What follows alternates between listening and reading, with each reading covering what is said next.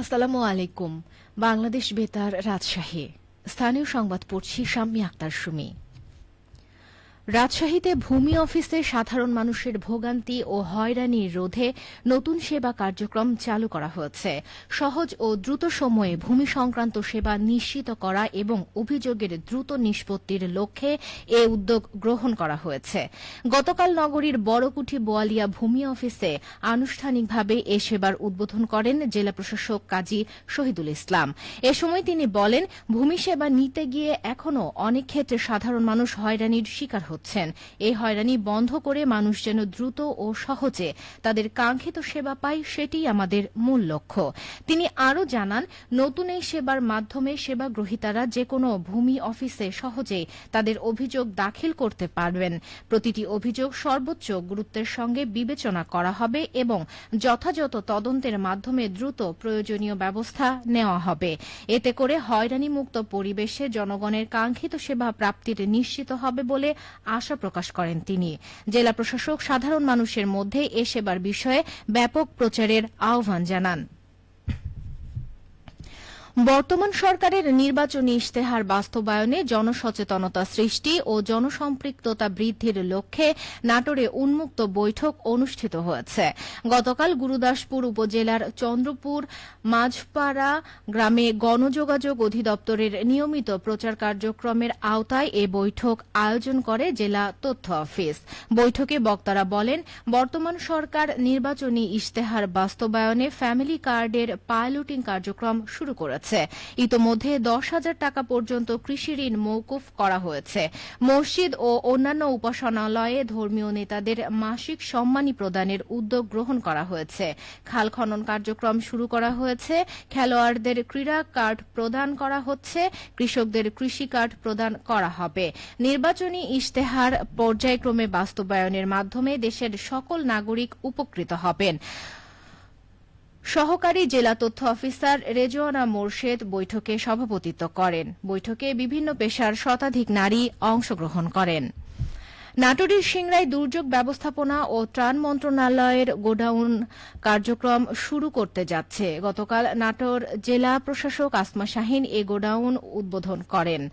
উপজেলা নির্বাহী কর্মকর্তা জানান, দুর্যোগ ব্যবস্থাপনা ও ত্রাণ মন্ত্রণালয় থেকে প্রাপ্ত ত্রাণ সামগ্রী সহ যাবতীয় সরকারি সহায়তা নির্মিত এই গোডাউনে মজুদ রাখার সুবিধা পাওয়া যাবে এবং জরুরি প্রয়োজনে দ্রুত সরবরাহ করা সম্ভব হবে। উপজেলা প্রকল্প বাস্তবায়ন কর্মকর্তা মিঠুন কুমার জানান, উপজেলা পরিষদ চত্বরে 9,53,000 টাকা ব্যয়ে গোডাউনটি নির্মাণ করা হয়। রাজশাহীতে হামের প্রাদুর্ভাবের সর্বশেষ পরিস্থিতিতে গত 24 ঘণ্টায় নতুন করে 21 জন সাসপেক্টেড রোগী হাসপাতালে ভর্তি হয়েছেন। একই সময়ে চিকিৎসা শেষে সুস্থ হয়ে বাড়ি ফিরেছেন 27 জন। রামেক হাসপাতালের মুখপাত্র জানান, গত 24 ঘণ্টায় সাসপেক্টেড হামে কোনো মৃত্যু ঘটনা ঘটেনি, যা কিছুটা স্বস্তির খবর। বর্তমানে বিভিন্ন হাসপাতালে মোট 139 জন সাসপেক্টেড হামের রোগী চিকিৎসাধীন রয়েছেন। এ পর্যন্ত জেলায় মোট 776 জন সাসপেক্টেড হামের রোগী হাসপাতালে ভর্তি হয়েছেন। অন্যদিকে মোট মৃত্যুর সংখ্যা দাঁড়িয়েছে 52 জনে।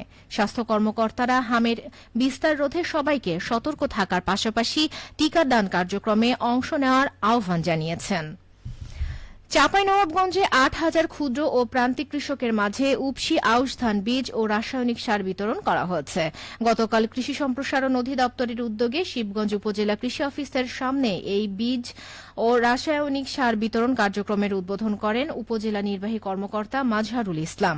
উপজেলা কৃষি কর্মকর্তা নয়ন মিয়া জানান, 2025-26 অর্থ বছরে প্রণোদনা কর্মসূচির আওতায় উপসি আউশ ধান উৎপাদন বৃদ্ধির লক্ষ্যে প্রত্যেক কৃষককে 5 কেজি ধান বীজ, 10 কেজি ডিএপি ও 10 কেজি এমওপি সার দেয়া হয়।